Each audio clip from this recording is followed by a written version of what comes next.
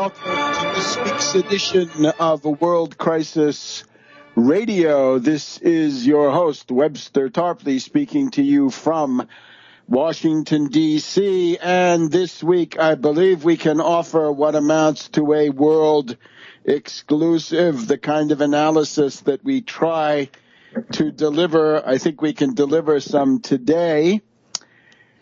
And it revolves around the great questions of war and peace, specifically Syria. The Assad government, once again, threatened by warmonger elements here in the United States, in particular by those bankrupt and stupid parts of the intelligence community who were so focused on their hatred for Assad that they neglected other more serious threats coming from this attempted Tamerlane operation, right? Timur Lang. You can read Christopher Marlowe's version of Tamerlane the Great, how a very small force can, under conditions of social breakdown, become a real threat. Anyway, those bunglers are still at it. And here's what it comes down to. We warned you that Republicans are warmongers. Republicans are warmongers. There are no significant exceptions because they're all appealing to the same warmonger, bigoted, racist base. That includes Little Rand Paul. That includes Cruz. That includes every one of them. They all have to be warmongers because otherwise they cannot compete. And they want to compete. So there it is. So here it is. We warned you. We ran a whole campaign here. Arrest McCain for ISIS. Hashtag, right? Do it sharp, right? Sharp.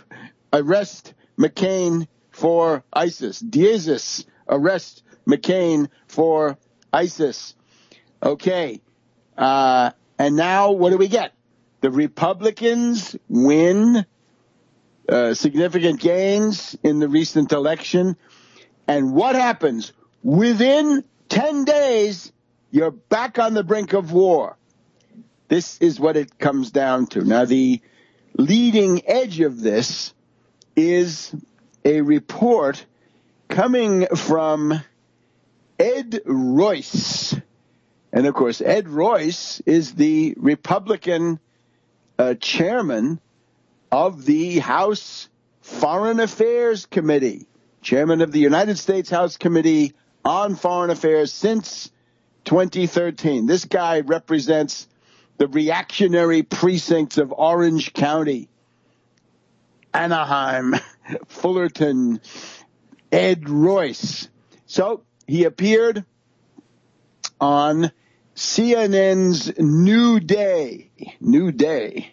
Sounds vaguely Freemasonic, wouldn't you say? New Age, New Day? Doesn't sound so good.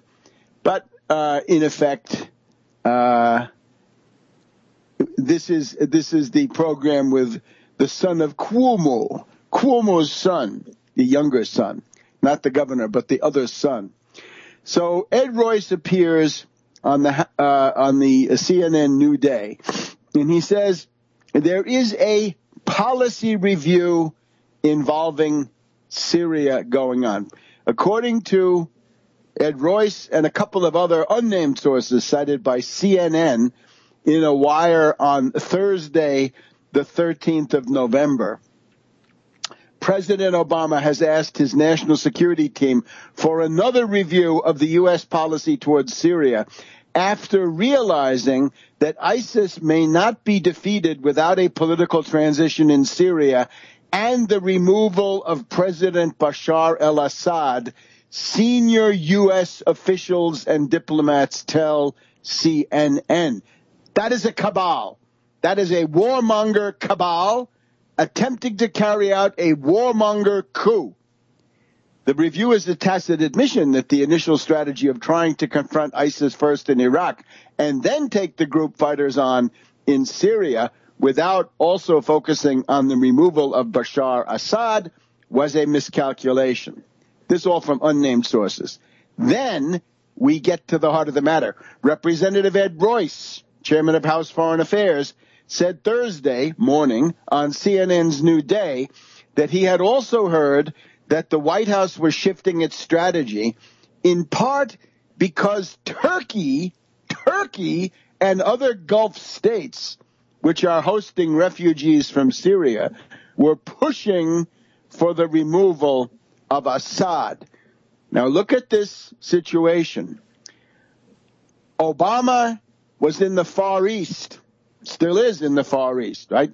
Going from the APEC meeting in Beijing with President Xi of China, with Putin, going on then to Burma, Myanmar, for a meeting of ASEAN, Association of Southeast Asian Nations, and currently on his way to Australia for the G20 in Brisbane, Australia.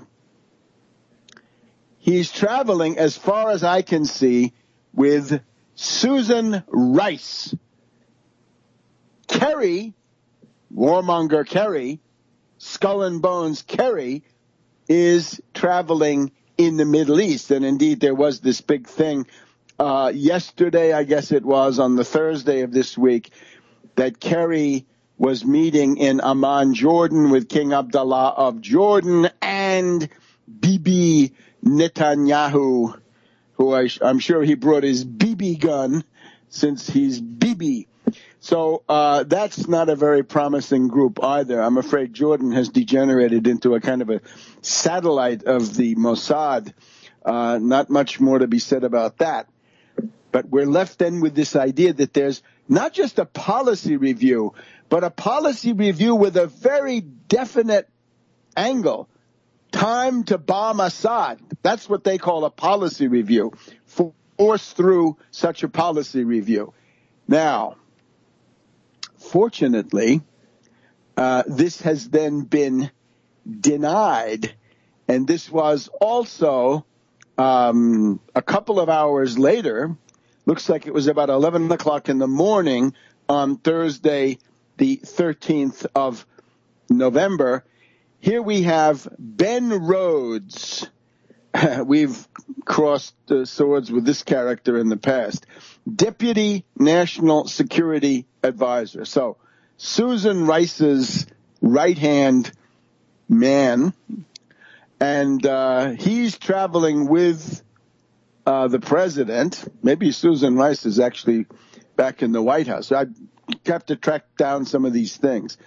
However, he says the Obama administration is not formally reviewing Syria policy. So here's what we then get, not just Ben Rhodes saying this stuff, but a senior administration official had told the network the following, quote, developments on the ground have caused the national security team to collectively conclude that we may not have time for Iraq first. This official goes on to say, in an ideal world, you will drive ISIL out of Iraq and pivot to Syria. But if by then the moderate opposition in Syria has been smacked and ISIL is still there, that doesn't help. So, and once again, the report about the policy review suggested that the U.S.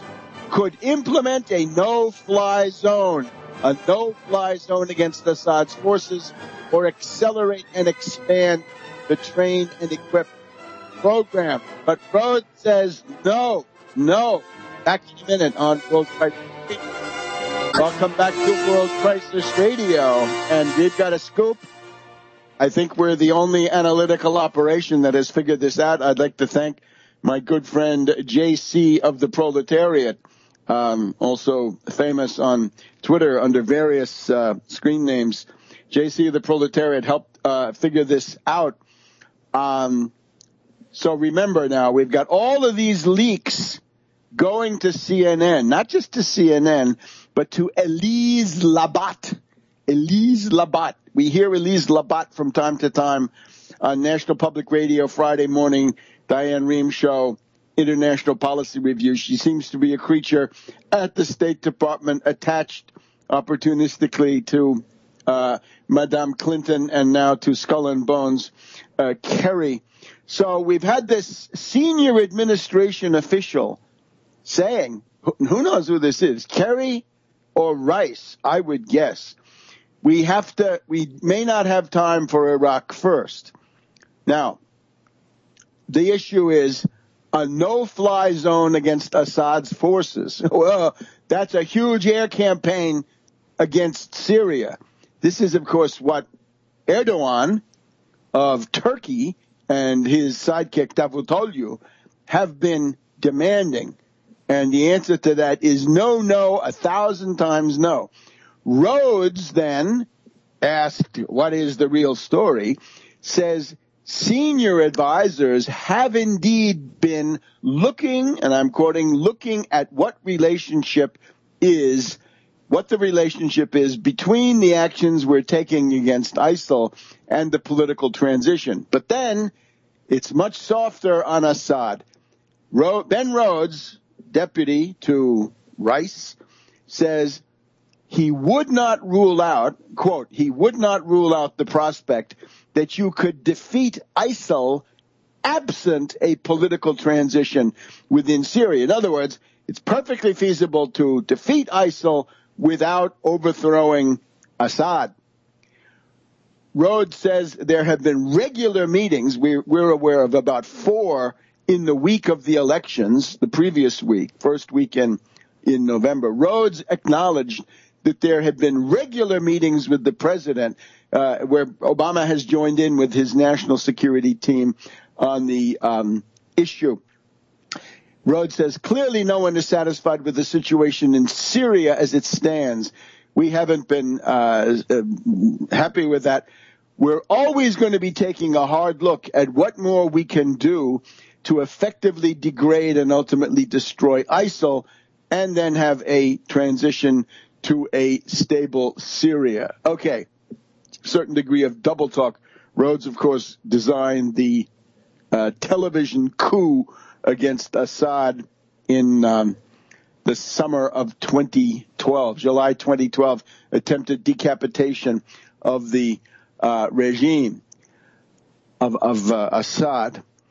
Now, what could the trigger for this be, right? Why now with this stuff? Well, on the one side, Republicans have gained power, more members of the House, indeed more members of the Senate. Can we look at Royce and say he's a satellite of McCain and Lindsey Graham and the Amigos and Kelly Ayotte, that clique, warmonger clique? Quite possible.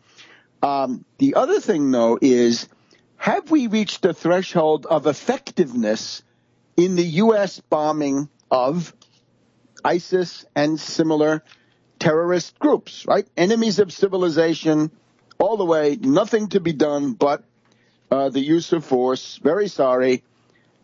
This is the way it is. Regretfully, but this is the way it is. And they've been created by the U.S., Saudi Arabia, NATO intelligence, but it's like Hitler. Once the Frankenstein monster is coming at you, you've got to do something about that. Now, I'm going to just try to mix in two elements here. You remember that Kerry has a track record. Kerry's track record is that if we go back to June of 2013, Kerry was demanding an immediate attack on the forces of Assad. Remember this? And interestingly, it was occasioned by a development on the ground. The fall of Qusair, the city of Qusair, near the corner of Syria that faces Lebanon, key pathway for logistical deliveries and so forth by the various corrupt pro-Western political elements in Syria. We don't need to go into who they were. But the idea was that probably the biggest single military turning point of the entire Syrian civil war is when the Assad forces, backed up by Hezbollah, took over Qusair and kicked out the various terrorists at that point, different mix of organizations. But that was the idea. Within a couple of days, Kerry was demanding the bombing. And you'll remember, we focused on this quite a bit when it happened. There was a clash then between Kerry and General Dempsey. And General Dempsey said, you don't know what you're doing. You don't have an entrance strategy. You don't have an exit strategy. You don't seem to realize that this would require the complete destruction of the entire Syrian air defense system and landing fields and all the rest. And then Kerry was rebuffed. Notice he did it in a meeting where Obama was not there, and he demanded immediate bombing of Syria in a meeting where Obama was absent. And that seems to be the idea, except this time Obama is even more absent. He's on one of the longest trips of his presidency. He's out of touch.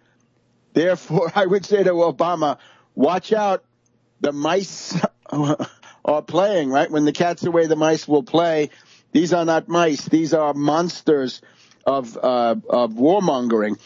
And let's just also see this other angle. When Dempsey was talking to Kerry back in June of 2013, Dempsey said, look, do you realize what you're asking for? We would have to wipe out the Syrian Air Force, air defense, radars, missiles, and all that. At that point, Dempsey said, that's at least 700 sorties. Go back and look. Now, what we've got now, as of the 24th of October, and I'm sorry I can't find this. There's nobody who publishes this stuff. We don't have the ISIS sortie count. But by 24 October, 6,600 sorties, most of them fueling, refueling, and reconnaissance. But of those, 632 sorties were actual airstrikes with 1,700 bombs. And it looks like it's taking a toll. They almost killed one of the top people. They did kill some last week. Maybe that's the trigger. Back in a minute.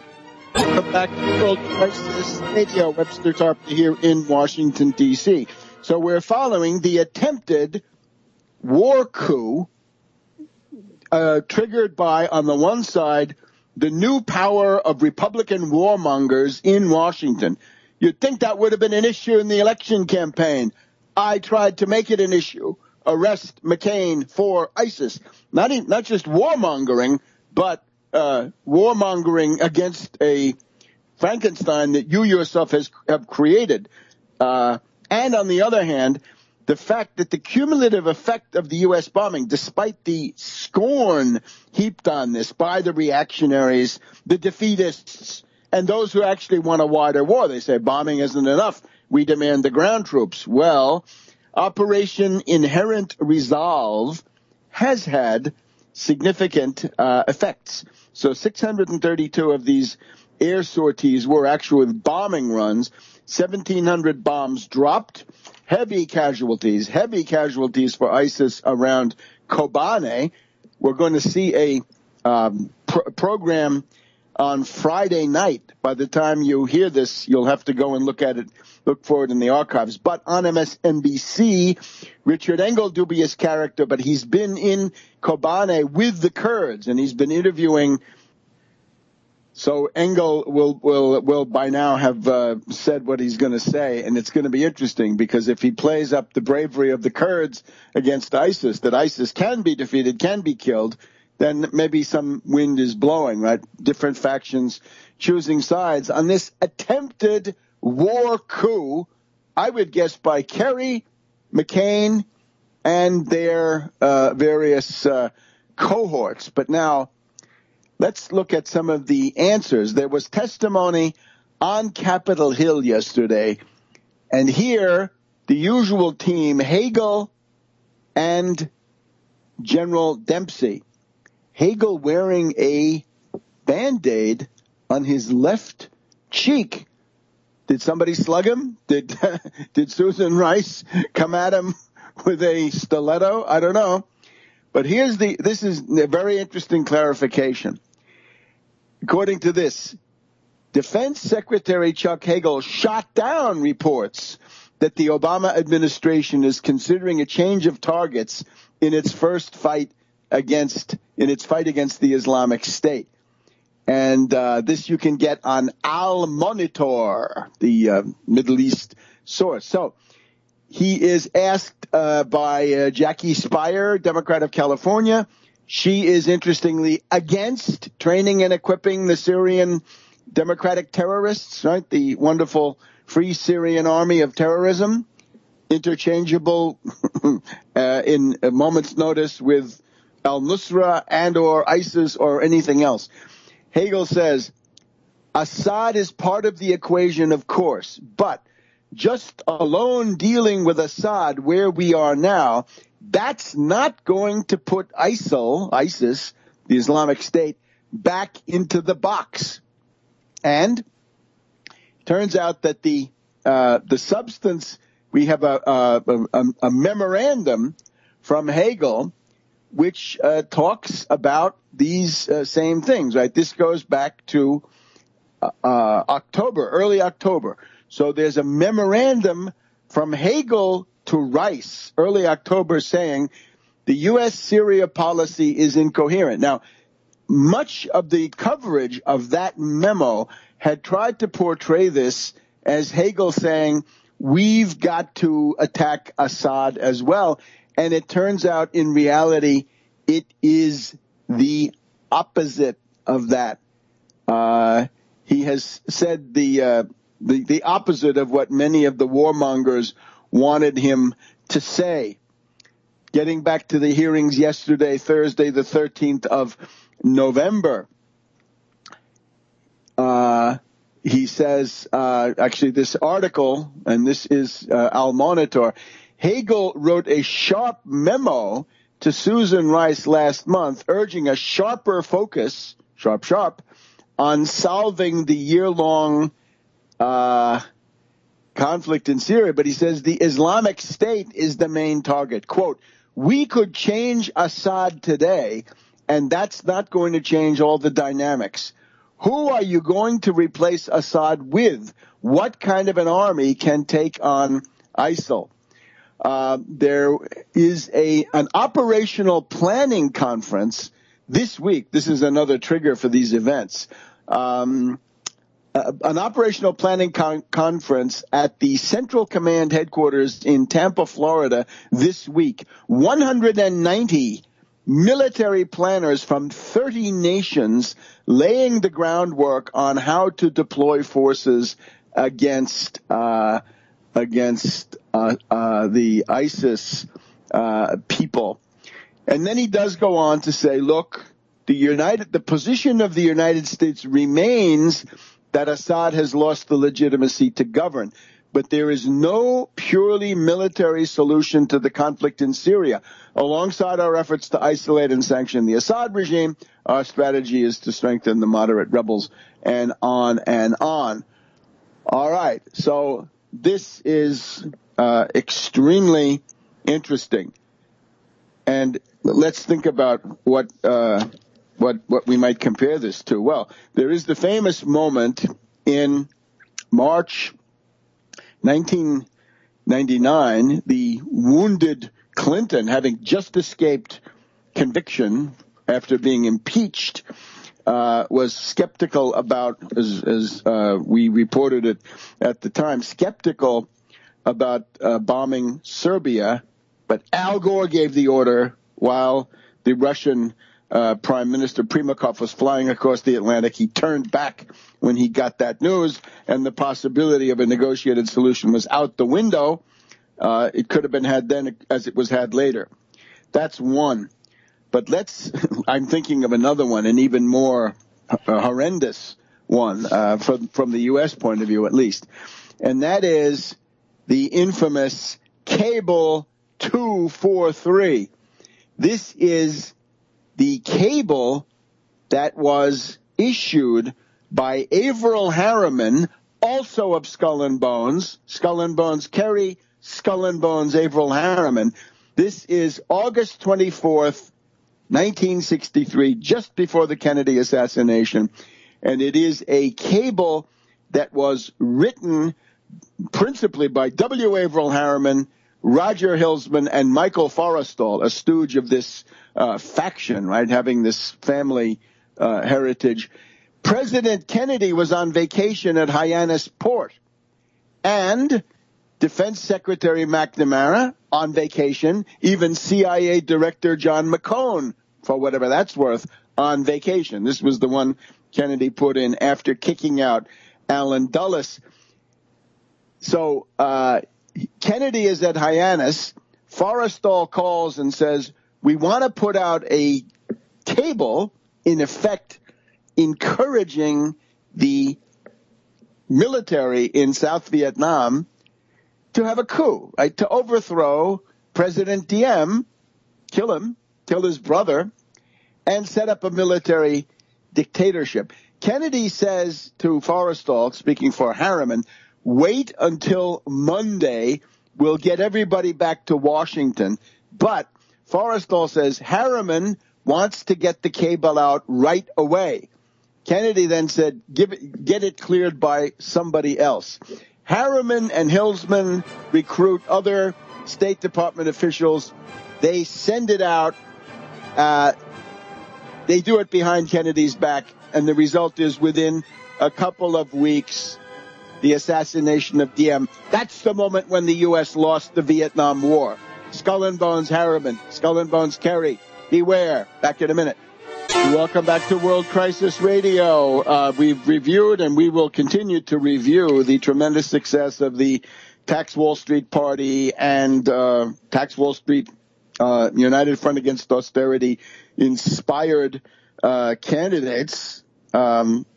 If you find that a national destiny appeals to you, don't hesitate to get in touch with me directly. Go to tarpley.net.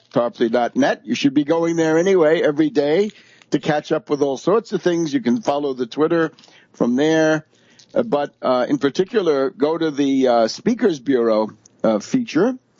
And there's a contact device in there, right? You can contact me, send it on in. It goes direct to me. And if you're interested in running for office, you want to volunteer for other supporting other candidates, you want to be a campaign manager, you want to be a media director, whatever you want to be, this is all purely volunteer. This is to promote the survival of the United States and the world. The American people have an inherent right to live and survive. We're interested in putting that into action. So let me know what you're thinking. And we also want you to, we're going to be talking quite a bit about our pro-Pinckney mobilization, right? We're trying to help Reverend Edward Pinckney, our good friend from Benton Harbor, Michigan, indeed from Michigan in general, internationally recognized spokesperson, avoid the monstrosity of being buried alive in a life sentence. Now, the resentment of the bunglers in the intelligence community is intense. The New York Times on the 29th of September noted that the Syria hands, the specialists in the area, many of them neocons, were so fixated on their hatred of Assad that they ignored ISIS. They let this thing come out of nowhere. The effectiveness of the bombing, well, on just about the same time frame that the anti-Assad people in the administration made their covert move when Obama was out of town. This was the bombing of a convoy with a number of top ISIS leaders, and it was thought for a while that Baghdadi had been killed. Now, there is now a tape by somebody purporting to be Baghdadi. I'm from Missouri on that one. You have to remember when you look at Tamerlane, right? When you look at these people, look at Genghis Khan, right? When the top guy dies or gets killed, things tend to fall apart. You're dealing with something of this sort. And by the way, we're seeing people on television say, oh, look, there's a whole array of other candidates who could take over as the Caliph of Islam. Caliph of the Islamic State means the emperor of an Islamic world empire, which by definition embraces the entire world. It is a translatio imperii, the movement of the empire from one place to another. It had been in Constantinople with the Sultan of the Ottoman Empire. Now it has been revived. However, his immediate associates are, to a significant degree, officers of Saddam Hussein's army. They cannot be considered as the caliphs of Islam. They are not religious figures. They are largely, secular. They were. And you've got to have credentials, right? Above all, you've got to be descended from the Prophet Muhammad in order to be considered. You've got to have a colorable claim that you're directly descended from the Prophet Muhammad, right? Otherwise, that's going to be a hard row to hoe. So you get the idea.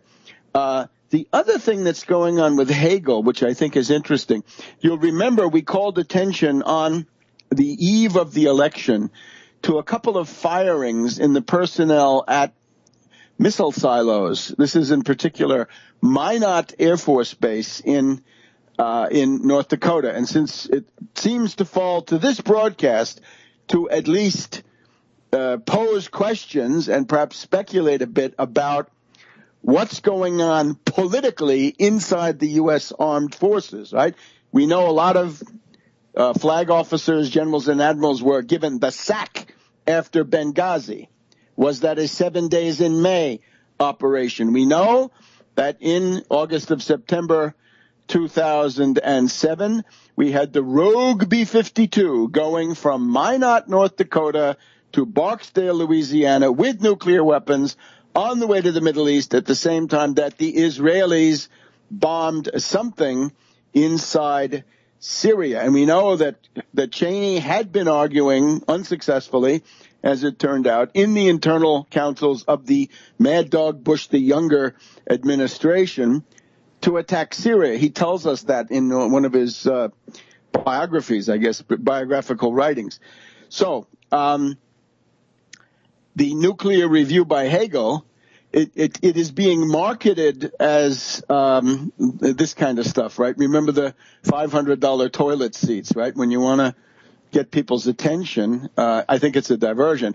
We're told that there's one wrench for 450 ground-based ICBMs in the U.S. arsenal. Largely, they're in Minot, North Dakota, and surrounding areas. Now, that's going to get everybody's attention. But what's going on in the background?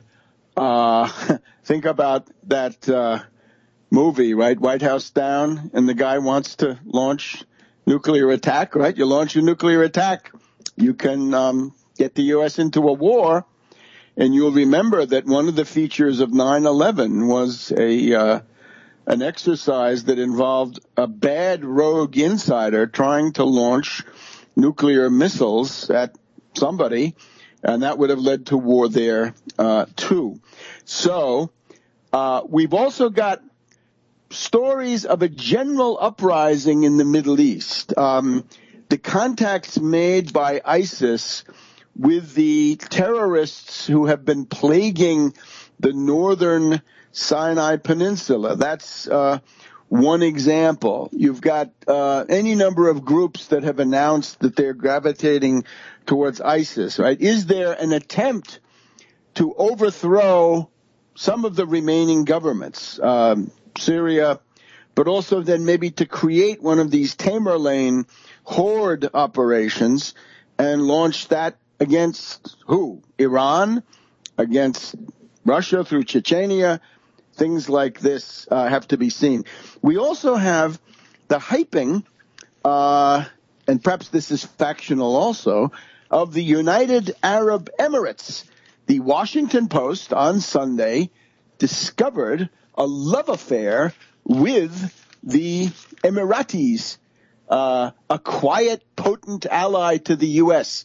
American generals called the UAE Little Sparta for its ability and willingness to fight.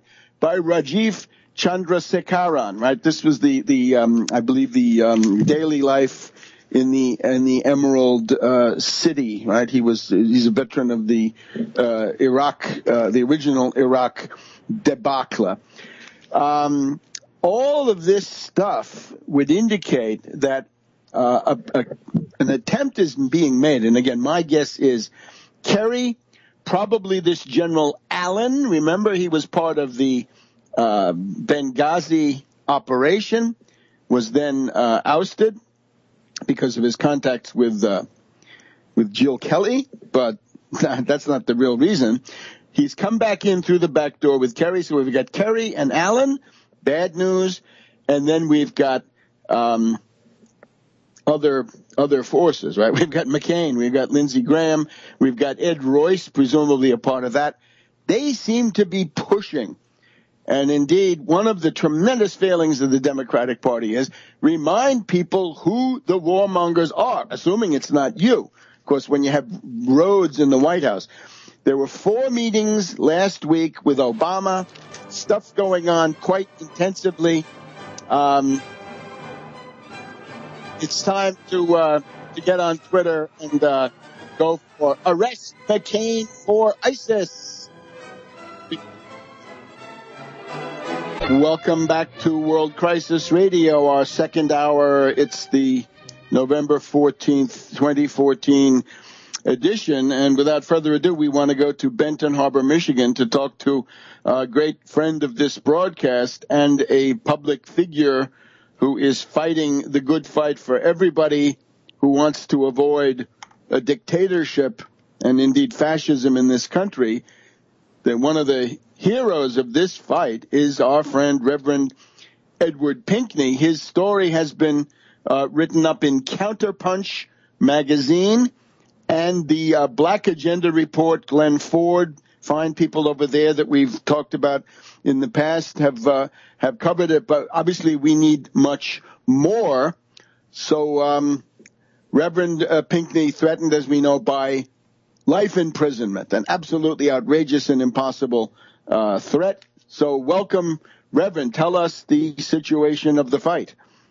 Well, Webster, first of all, let me thank you for having me on your show. I mean, it's an honor and a privilege.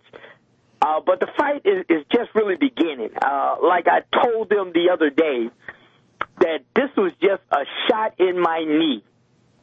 It wasn't a shot in my heart, because my heart is still pumping for the people. And I'm willing to go, if I have to jail, if it's going to help everybody. Black, white, Mexican, Puerto, it don't make a difference. We're in a dog fight that nobody would ever forget. And on last Saturday, there was a Republican Party meeting, and the sheriff got up and said that we got Reverend Pinkney. And they gave him a standing ovation. And they said this guy called, matter of fact, he just called me today and told me, we got Reverend Pinkney, and we have won this battle. Webster, I could not believe what I heard. It's shocking. Yes. It's outrageous. And even the verdict, I would never believe in a million years that they would find me guilty with absolutely no evidence. Even the forensics said, I cannot tell you that Reverend Pinkney did anything wrong. And yet and still, 12 people said I was guilty with no evidence, none. And I told them, this fight has just begun. It's just begun. I'm getting ready to put on a fight of bliss that they would never, ever forget, because I'm out here, and I'm out here every day, and I'm still going to meetings. I'm telling them what they're doing is wrong, and I'm going to continue to do it because it's all about the people.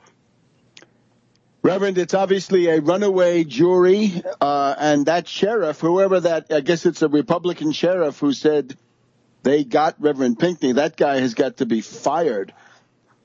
Oh, absolutely. We need to find somebody to run against him because they could beat him because he's not really well liked, not even by the Republican Party. But this is the biggest thing has happened in this community by them convicting Reverend Pinckney. By convicting me, he put another feather in his hat because that's what they want. And let me tell you this. When I was on the show before, I told you how they went to the clerk's office and took those petitions without a warrant, a subpoena, or a court order.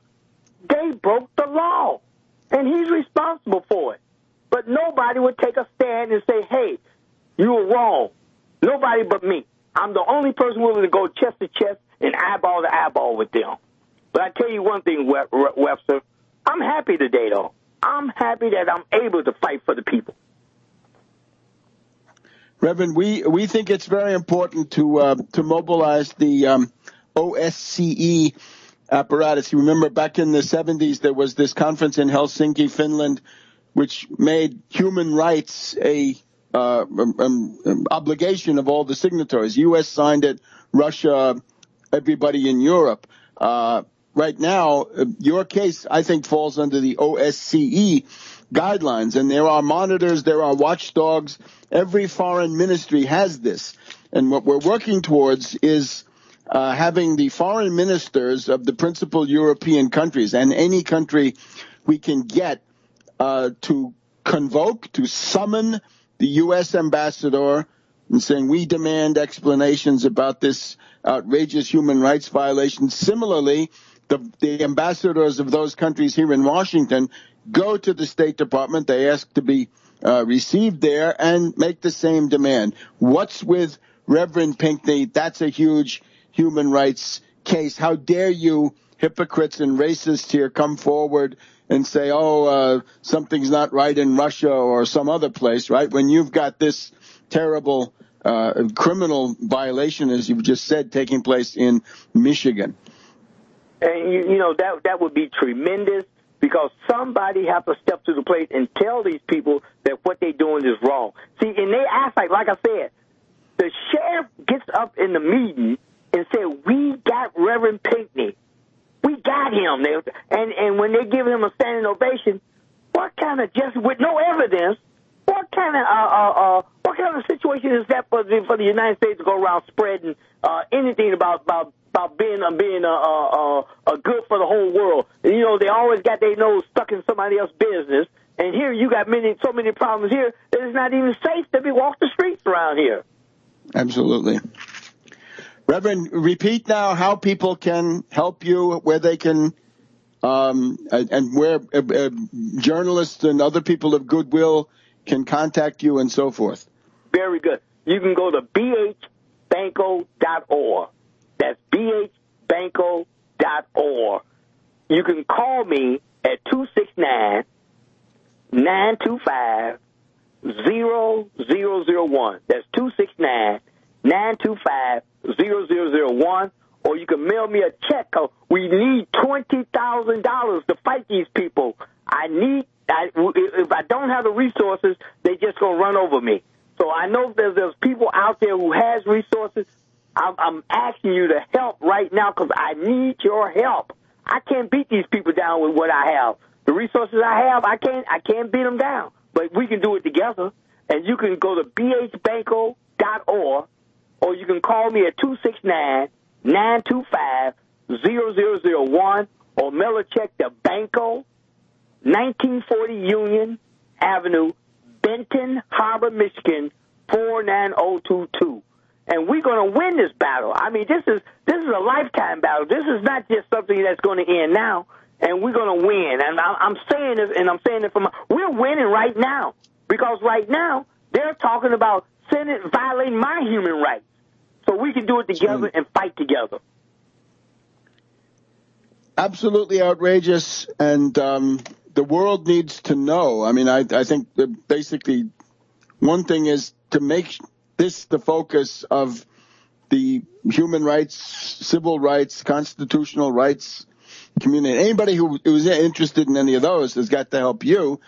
And then there are such things still as pro bono or otherwise cooperative civil rights, human rights lawyers in this country. And this is a very obvious case for them. So we're trying to pursue as much as we can in all those directions. And absolutely. And I want to be on that conference call with you Sunday, too.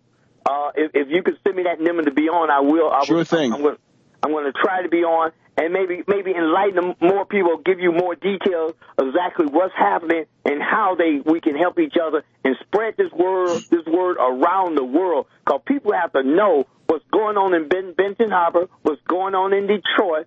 It's criminal. That's what it is. But we have no outlet.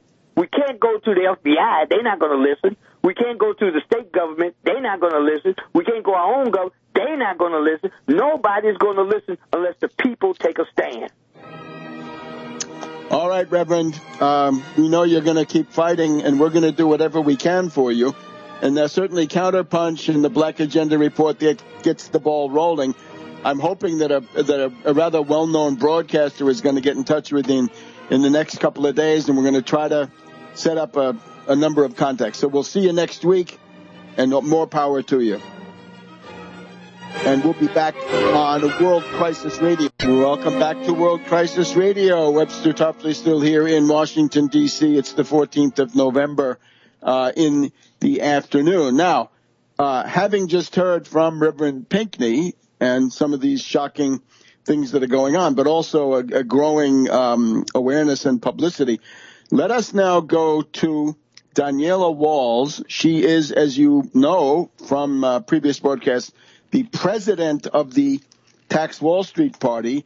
And Daniela, what I think we probably ought to do is just a quick overview, sort of your take on the success of the Tax Wall Street Party in the recent elections, and then on to some more ideas about how to help Reverend Pinckney, which is also to help all of us who want to live in a government of laws rather than a reign of terror. Hello, Webster.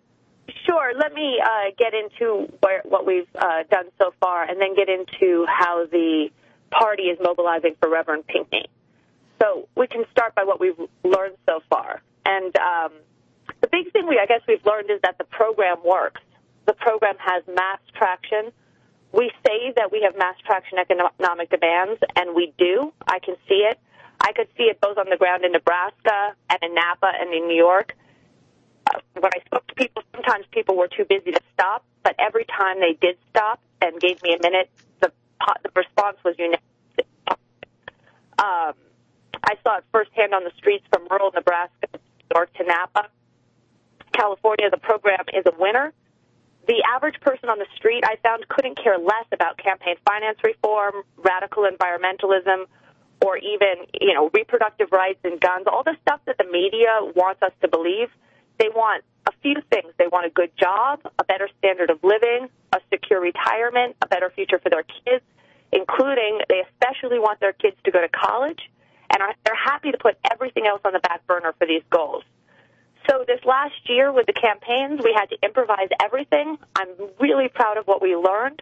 We learned how to run candidates for federal office. That's a big accomplishment. We're super proud of what we accomplished. We now understand the legal requirements to run for office, how to get on a ballot, how to train petitioners. We know how to get press. We know how to market a campaign. With some of these processes in our first year, we did this, and we did some of these things, Webster, better than mainstream Democrats in the GOP. For example, our websites and our printed material was quantitatively far superior. So right now the party is experiencing a sort of, if you build it, they will come. Candidates are coming forward from all of our 50 states. I have a map on the wall in my house now that I'm pinning names to there. And I've said this before, I think, well, we've talked about it, but there are any number, and I don't know how many there are, but there's an infinite number of things called paper parties where somebody makes a website and writes down a platform, but they never get to the stage that we did of actually running a candidate for federal office. In terms of functioning political third parties. I'm sorry, my phone's speaking. It's because it's away from the base. It's okay. I think you're still okay. Okay, there's a handful, and none that are really competing, not like we seem to be in our first year, meaning James Hinton's 25% of the vote in California's 5th District congressional race is, by my count, higher than any third party this year or independent candidate in a national race, except for the guy who ran against Pat Roberts' seat in Kansas. But it's certainly higher than any first-time candidate. It was higher than Cindy Sheehan's 16%, who has a well-known name. And what's great is Hinton's votes per dollar was shocking. It was the highest in the country, meaning he only spent a few cents per vote for his 30,000 votes. Compare that to Bloomberg, who spent $185 per vote. So to me, what this says is one thing: the program works. And we've talked really quickly, and then I really want to get into Pinckney for the remainder of this. But there's that party called the After Party that was started by the Adbusters crew from Occupy. And that's been getting a lot of hype and a lot of press, but that's nothing more than a paper party. They had no candidates. So just a bunch of guys who wrote down a platform. So we're not even in the same league with them anymore.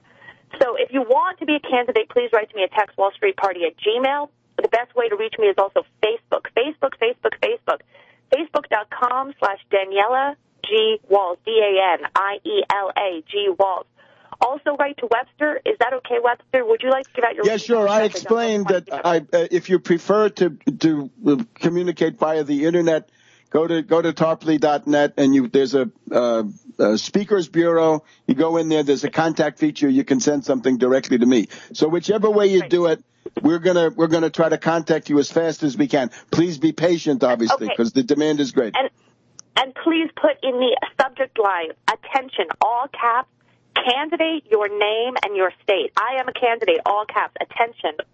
So if you don't get an immediate response, just keep knocking again until you do. Don't take it personally. It's just because we're focusing right now our energy for the next month on Reverend Pinckney. So Reverend Pinckney, I don't know if he let you know that his sentencing is December 15th.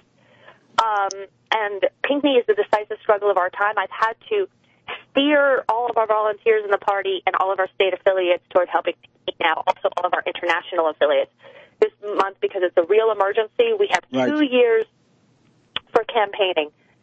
This does not mean we are ignoring you. You are in my heart. I just have to re-steer this toward Pinckney. So this month, over the holidays, it's going to have to be all Pinckney. I've told all the new candidates, managers, activists, that, like we said, the candidates have 2 years, but Pinckney could go to jail after this 1 month. So 1 month. That's it. Yeah. Yes, we have 1 month. That's it.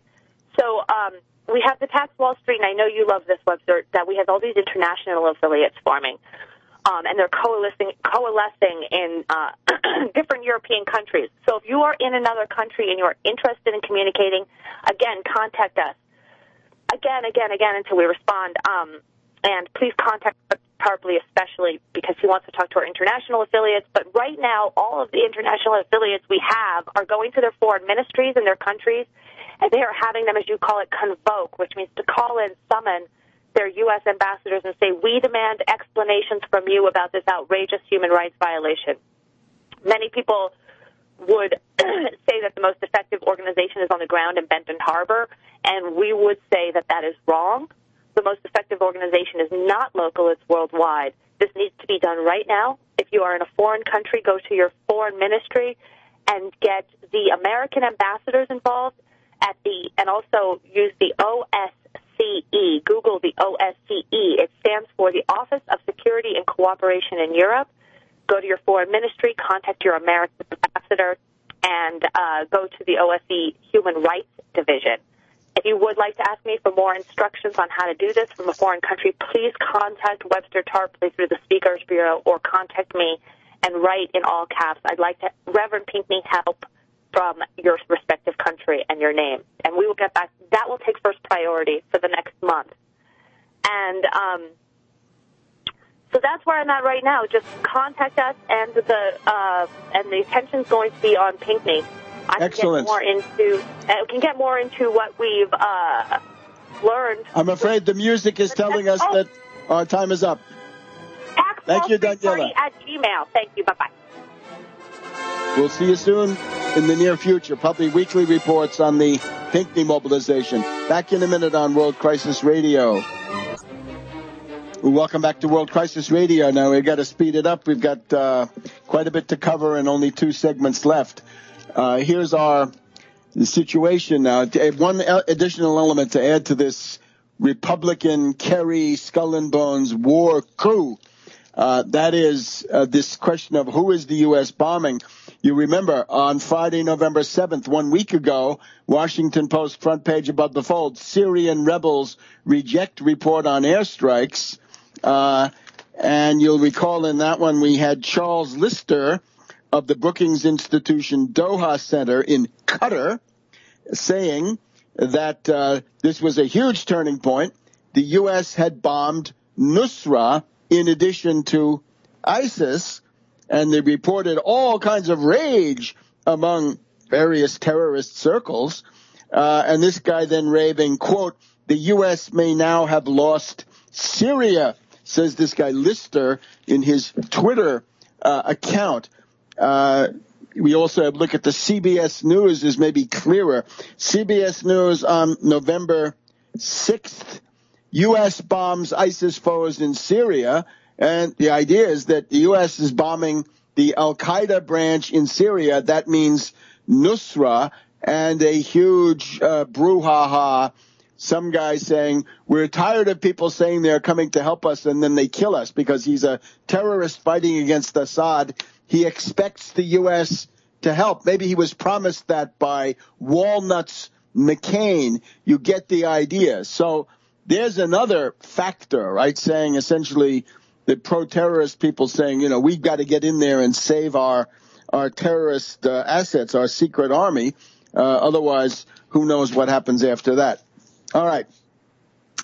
Now, a lot of high-level diplomacy. Okay, we've just had the various leaders, right, meaning Putin, President Xi, Obama in Beijing. They then go on to the, that was APEC. Then they go on to ASEAN in Burma, and then the G20. The word is that the hosts, Australia, in a very monstrous exercise in lack of hospitality, that they're going to stage some kind of an incident against Putin. I'm afraid the Australian Prime Minister Tony Abbott is a fool. He said he wants to shirt front Putin. How dare you? Move the G20 to Geneva or someplace where they can guarantee a decent atmosphere. You cannot have negotiations under those circumstances. Of course, a lot of hysteria that Russian warships can indeed sail all the way to Australia.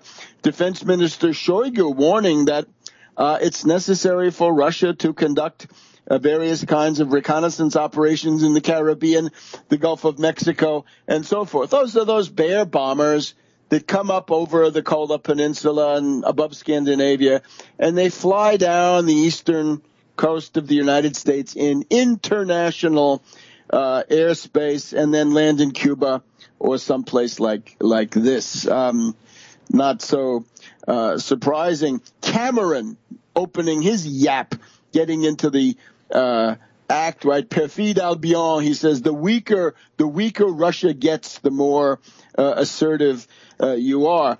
Interesting, as we had hoped, when it comes to the European Union specifically, right? They have those the monthly meetings of the prime ministers. Mogherini, the Italian woman who has taken over from the awful dumb cow Baroness Ashton, Mogherini is cooling it. She's pro-Russian and she is blocking the various nasty things that some people, especially the British, Perfide Albion, are pushing. So this is panning out. Unfortunately, the government she left behind, the Renzi government, looking not so good. Putin at the eve of this G20 saying, look, the G20 resolutions are not binding.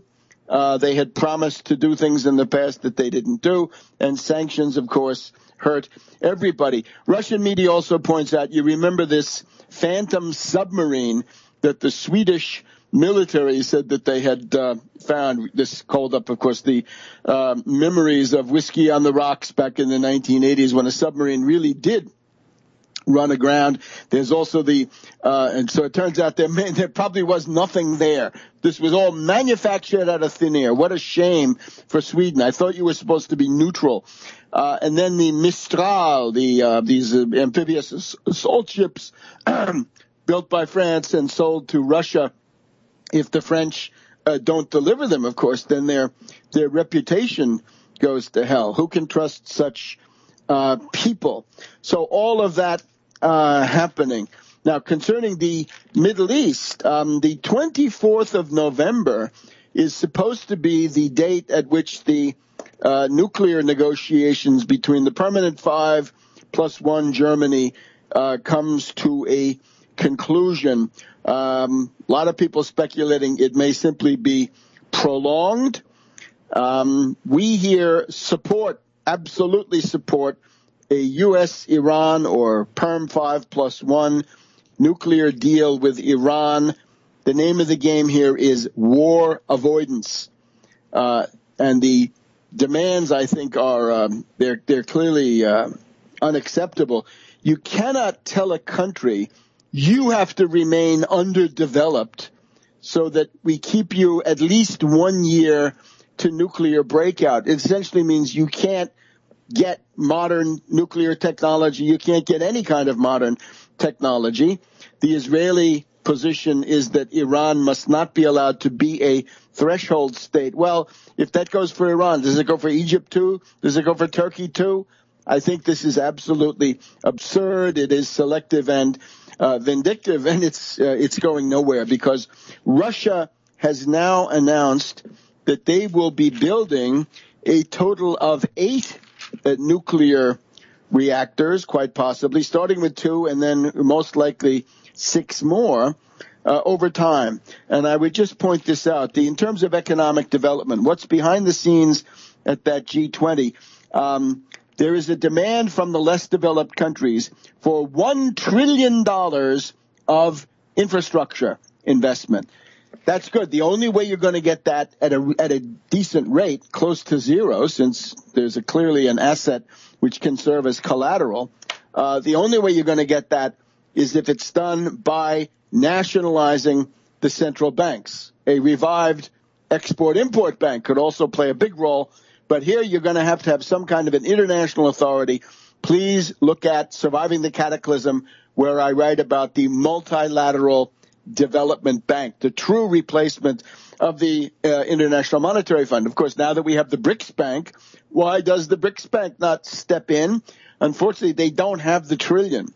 But between the U.S., Japan, and the West, you could get to a trillion.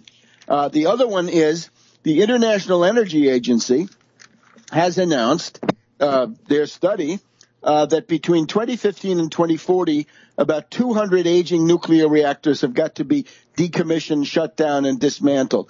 This is absolutely a good idea, that Fukushima could only happen with a 50-year-old reactor. You wouldn't drive a 50-year-old car. How in God's name can you deal with a 50-year-old flawed design from General Electric?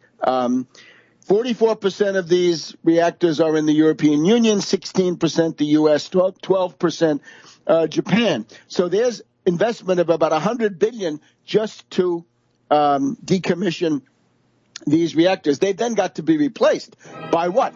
By high-temperature, fourth-generation, pebble-bed nuclear reactors of the most modern type. And we'll catch up on that in just a second here on World Crisis Radio. Welcome back to World Crisis Radio. So we're just going through the tremendous energy needs of the world in terms of modern energy. We've got another solar cell and or windmill company which is collapsing. But on the other side of the ledger, China is building nuclear reactors. India is building nuclear reactors. Russia is building nuclear reactors for Iran. South Korea, ROK, building nuclear reactors. The British, Perfide Albion, is building nuclear reactors. United Arab Emirates, always a favorite at the Washington Post, Belarus, and so forth.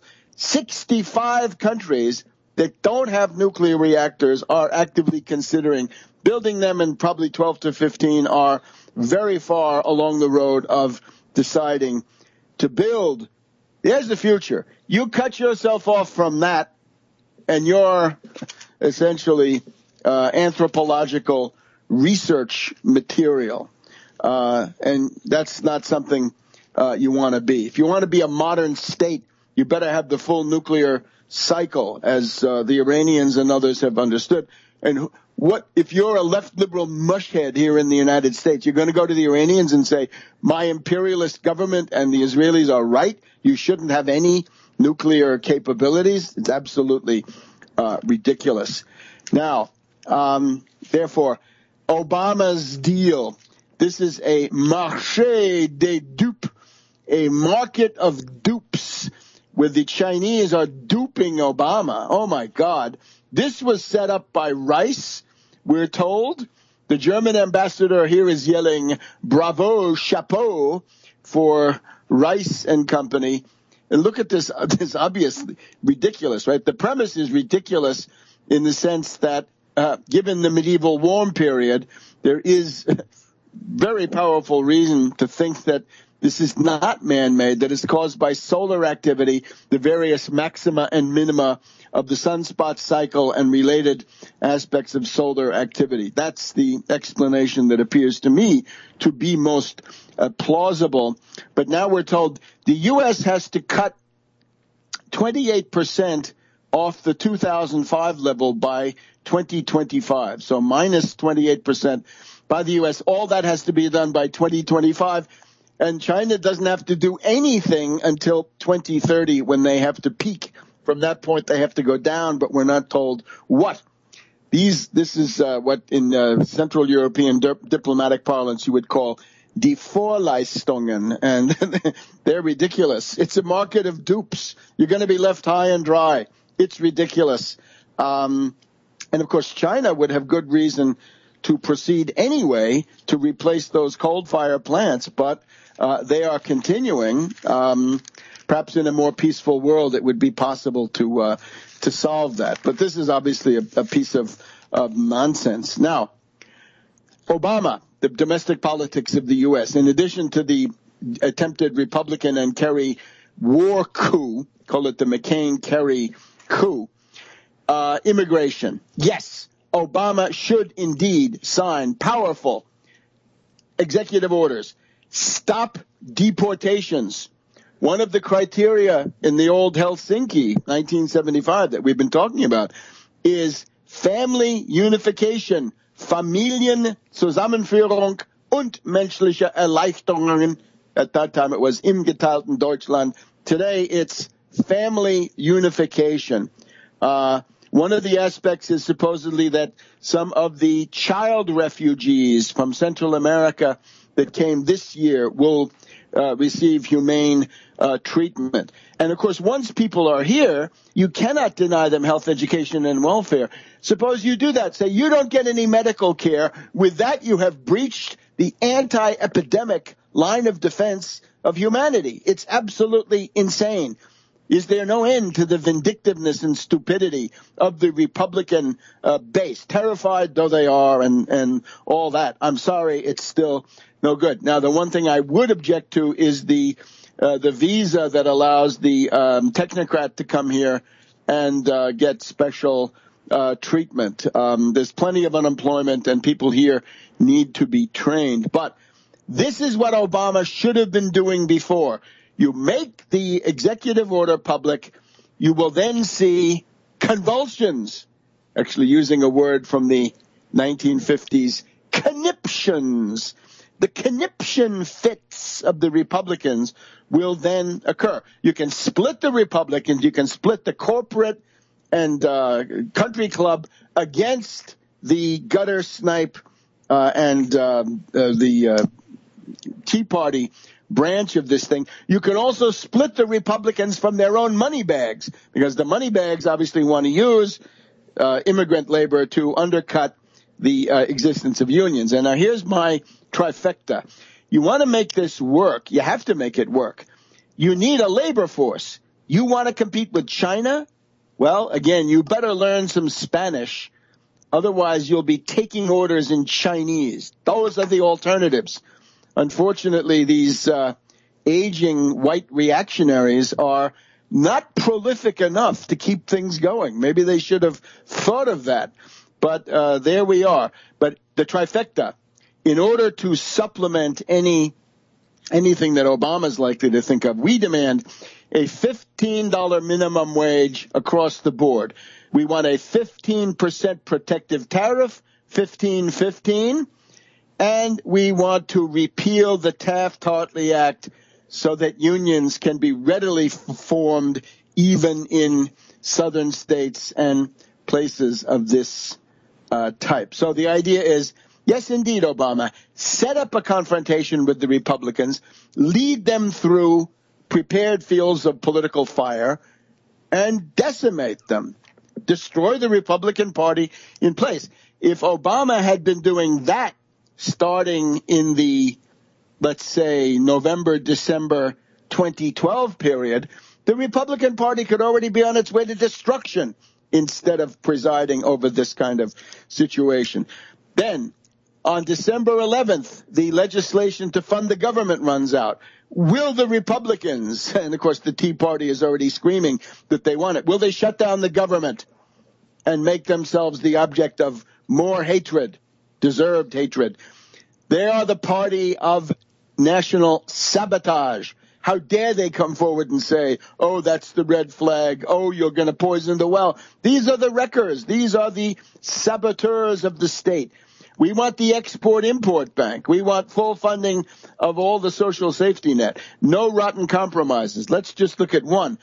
We are told now that the Supreme Court is about to go back to Obamacare and try to use a typo to get rid of it. I warned you, the permanent austerity dictatorship is coming. The Supremes, the Rats Cabal, Roberts, Alito, Thomas, and Scalia are a key part. And in that text, we're told that it depends on this, quote, exchanges established by the state. Well, the state, the state can mean one thing in the U.S., right? The individual states, New York and California and so forth. But the state can also mean the government, as in such expressions as a compelling state interest. That means government in general, or state secrets, secrets of government in general, or state scarlet, and so on down the line. If we read exchanges established by the state, that can mean government at any level. And I'm saying this because we know that Scalia is an exponent of textualism. Textualism is even worse than originalism. Originalism is for fools. Textualists is for morons, I guess. It's even worse. Now, let's see what else we can point to. I guess the question of coal, right? The role of coal in the election. My view would be this. The use of coal for a fuel is probably not the best use. My long-term orientation here is coal should be used for petrochemical purposes, for things like plastics and other things. This would allow you to keep the demand for coal high, but not have to burn all the coal. And I guess next week we're going to get to Gruber and his story that the American voter is stupid. And I'm afraid we need a rather differentiated discussion of that. Remember that I'm at tarpley.net in the Speakers Bureau feature. Go in there, talk to me, campaign managers, candidates, supporters of any kind. Do what you can for Pinckney, and we will see you next week on World Crisis Radio.